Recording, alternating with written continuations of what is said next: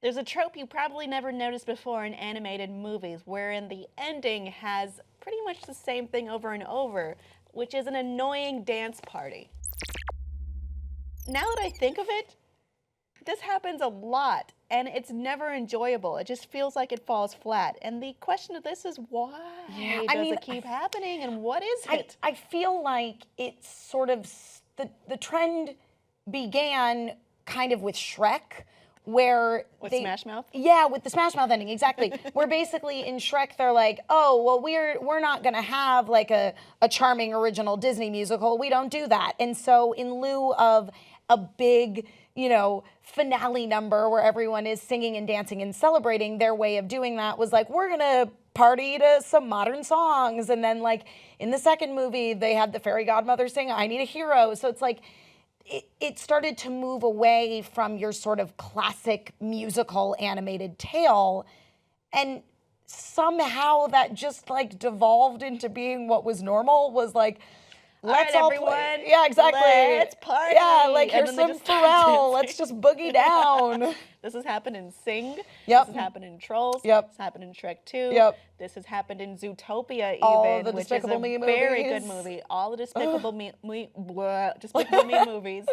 DreamWorks has used this as a staple as to how to end the movie, or Illumination as well, which is let's all have all the characters dance around to modern pop hits, but somehow when we see this ending, it feels more hollow than, let's say, if you're watching an ending to like a live action musical even. Yeah, or like, even looking back at some of the sort of, golden late 80s, early 90s Disney films like Little Mermaid, where like everybody sings a beautiful reprise of Part of Your World and they get married. There's and a rainbow and everyone's like, oh.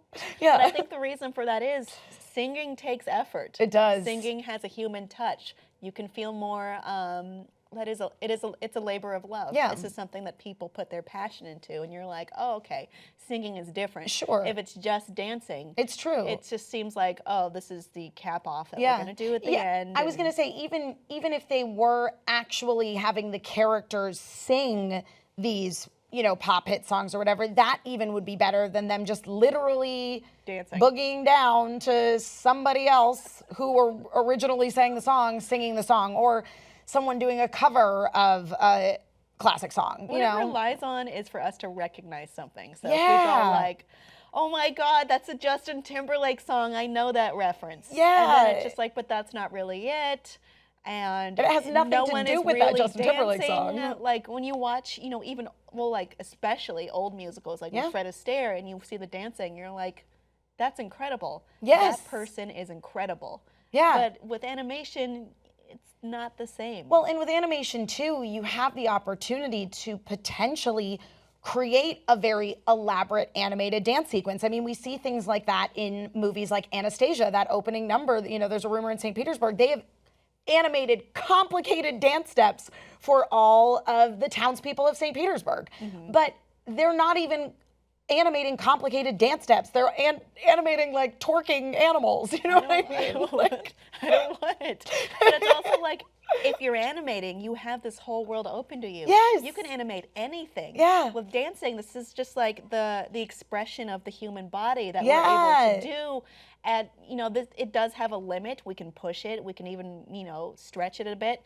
But it's a human expression that has been pretty much dehumanized. And we see this lack of using opportunity as it's presented. I mean, I love animation. I do too. I love animated movies. Yeah, I same. probably have more favorite television shows that are animated than live action. 100%.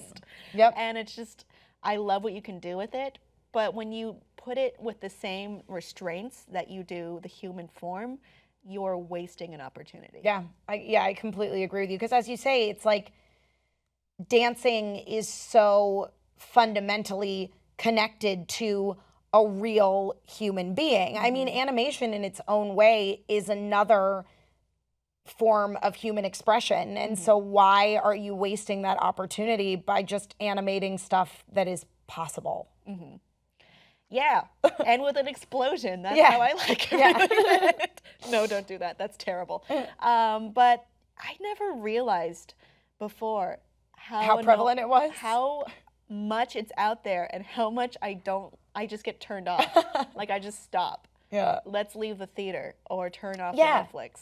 Well, because that's the thing is, after these elaborate, well, not even elaborate, just incredibly lengthy dance sequences, nothing else happens. You know what I mean? Like, you might as well leave, because they might as well just play the credits over this and goodbye. Well, I mean, if you're looking at things like how Beauty and the Beast or Little Mermaid ended, there was some kind of storytelling still going on. Yes. And with here, it's just like, okay, all the relevance to the plot is gone now. Yeah. Yes, absolutely. We're ending. Yep. It's fun. You had a fun time. You had a fun time. Get out. Yep. At least that's how I interpret Yep, it. I definitely agree with you. Audience, what is your least favorite trope in animated movies or television? Please let us know below in the comments, and please like and subscribe for more.